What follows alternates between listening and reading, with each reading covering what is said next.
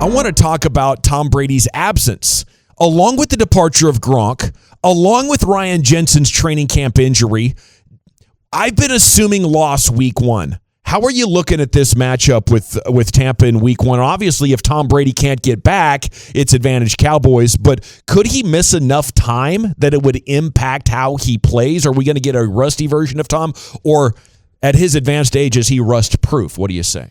I don't know. The way that he, at his age, what is he now, 45? I think so. I'm watching these highlights of him throw the ball around. You're watching games last year of him throw the ball around.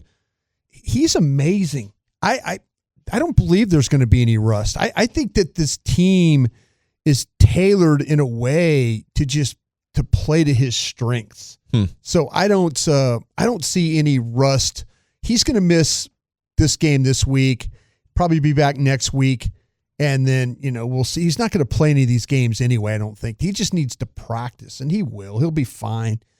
But I don't see any real advantage for the Cowboys, other than, like I said, they've got to figure out Tampa does their center situation, and if they do, then but they lost an All-Pro there, Pro Bowl player. Yeah. That's tough when you lose somebody who's responsible for the front of that pocket. That could be a big thing, especially a guy too that handles calls. Well, I know this is big, and just the uncertainty from New England's team officials about when he's going to come back. We're 30 days from that game, and they can't say for sure he's going to be back, so I don't know. The speculation yesterday was maybe it's a family health situation, but whatever the case is, there's not a definite end line on that, okay? So there's that. But also, if Gronk and Jensen are out, the Cowboys were close last year. They have lost a couple of players as well for different reasons, but it's two good teams that have lost a couple of players, and this game's at AT&T. Should we be assuming loss, Brian, if Brady does play?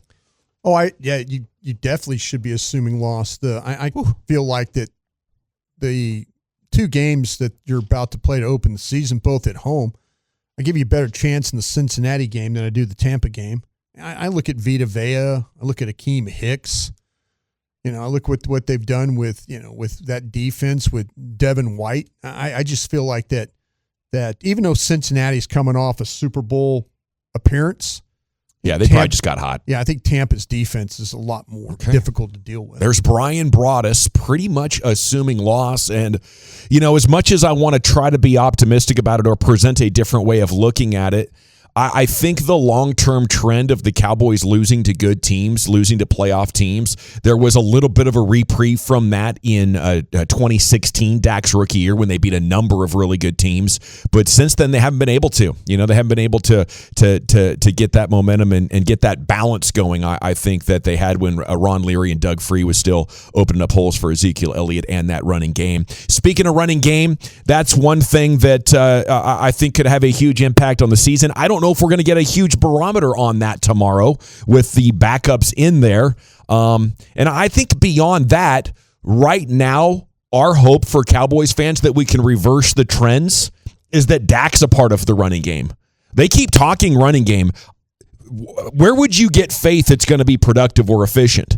It is going to be a lot of 2nd and 8 this year. 2nd and 12. I'm not ruling that out. If you're handing it to the running back, I think this is shaping up for one of those seasons that, Jerry, if you want to talk Super Bowl, then you must know that Dak is going to be looking to run. You're calling runs. He's going to be getting up with a dirty uniform, maybe some blood stains. I'm okay with this, and he's got that look in his eye like he's in a fight. If you want to play Dak like that, then I can imagine you going on a run, Brian, but that's all I got for them now. I think that's the path to victory. I think it's a quarterback that understands how to play with dirt and mud and blood on his uniform.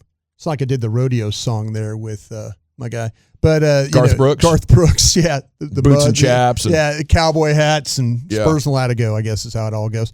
But if you're going to play that way, and thanks for the catch on that. You got it, man. I love Garth that Brooks, song. I was kind of freaking out there for a moment. It's always in the back of my head somewhere. But I think you're onto something, because to me, I want to see Dak be involved again. I don't want to see cautious Dak. He's going to have, and that's why I asked him the crosstalk a little bit, because some of the guys that I've talked to around the league are like, listen, your guy didn't play. he was a little bit tentative last year. He needs to get involved, and that's why I'm saying don't put that on this offensive line. Put it on Dak a little bit to have to come up with some of those creative plays, some throws.